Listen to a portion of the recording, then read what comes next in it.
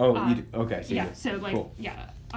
So I read everything on the internet, everything on Google Scholar, Which and could be good or bad. NIH articles. So I've, probably enough to be dangerous. Good. Well, that's But I good. want to hear from you. Good. So depending on which literature you read, you'll see there'll be 3 phases or 5 phases. Mm-hmm. Pretty much, they're saying how acute is it, how mild, moderate is it, and how chronic is it. Mm-hmm. Is it 0 to 3 months? Is it 3 to 6? Is it 6 to 9? Is it 9 to 12? Is it 12+? Those are just that's 5. Or is it 0 to 6 months, or 0 to 3 months, 3 to 6, 6+. Mm-hmm. That's pretty much how they determine it. Obviously, the further down that chronicity you are, the more difficult sometimes it becomes in terms of treatment protocols. You're pretty much right in the center of what most people deal with. It's usually that 4 to 7 month, 4 to 8 month, where it just becomes. Unfortunately, I don't know how to tell you this, but what the heck happened in the last 3 months that really started to happen, or 3 weeks, sorry, that really just like exponentially. Don't know. Yeah. So basically, frozen shoulder. If you probably read some of the scholarly articles, this typically happens more in female. Typically more on the left side than the right, from what I understand.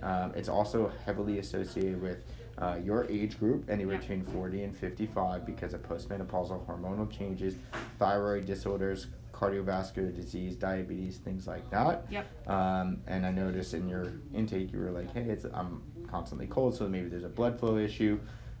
I don't know. There's also a lot of information with regard to autoimmune issues. So it's very unique, because when I tell people that, they're like, what the heck are you talking about? Yeah. I'm like, this is just what the research says, and this is what it's associated with. So these are things for screening. However, like, there's not a lot of cases where I see one person get a frozen shoulder, then another one, and then they fix both of them, and then like the next 6 months they get another frozen shoulder. It seems to be like one of those like rare things that just get pissed off, and then they kind of like, once you get some good treatment, they tend to go away. Okay. That's my opinion, and that's what I've experienced. Yep.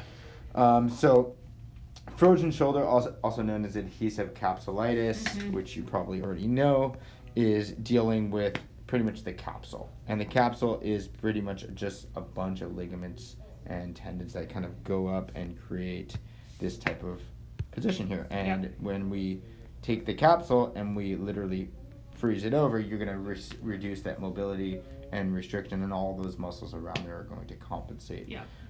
Very, very unique, because external and internal are very limited. Specifically, internal is usually the first thing to go. Typically, flexion is not as bad. Extension is actually usually not bad at all.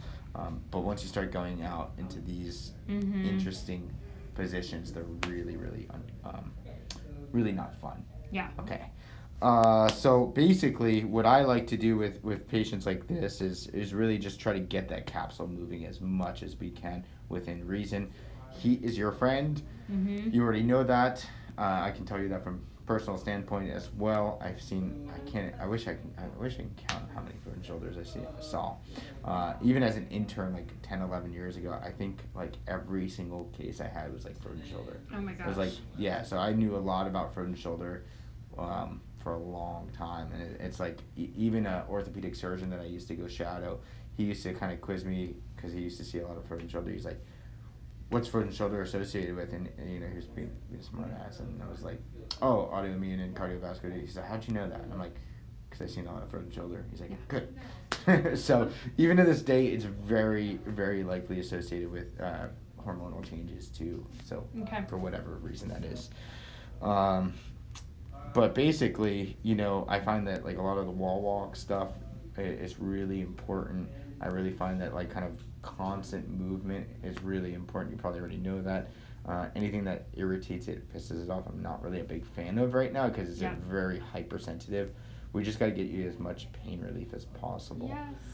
Yay. If we look down, I did test you, by the way, so when we come down to like the nerves and stuff like that, I did that weird handshake where I'm really doing a nerve tension test. I really was trying to pull down on the nerve going down the arm, and that's why I was doing this, like a radial nerve, median nerve, ulnar nerve. I was really trying to irritate that. I could not. But a active trigger point of the infraspinatus, Mm-hmm. oftentimes, like usually there's it's about like right there, usually right there. That's it. That typically does refer down to like this Mhm. location, and if this muscle is kind of overworking, which it is, at this point, I can just tell you that can often refer down that direction, and it's usually Okay. into the first 1-2 fingers and along this direction. Yep. We will be mindful that it may be a nerve, Okay. but I'm going to treat it as if it's not a nerve, Yep. and we're going to spend most of our time in the shoulder girdle. As you probably already know and looked up, I do a lot of ART and Mhm. a lot of Yep. manual work. I watch some of your videos too. Oh, cool. Yeah, Well, I thanks. research who I go to too. Thank you. I appreciate that. Do you have any questions for me on any of this? Not right now. Just interested, like once you kind of start working in there to kind of see what you think,